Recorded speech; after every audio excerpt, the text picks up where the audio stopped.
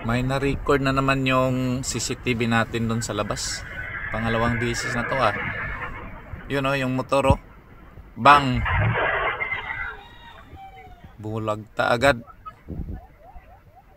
Lasing yata tong isa, yung nasa gitna. Yun oh, hindi na to makahinga pa.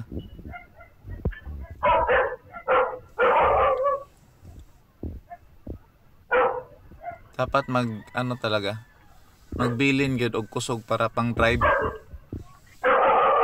Sinalubong niya yung isa. Kawawa naman yung isa. Normal na normal yung isa. Saktong sakto sa karga. Yun o, malapit na magdatingan yung mga marites natin. Malaking tulong talaga Lods pag may CCTV tayo sa labas.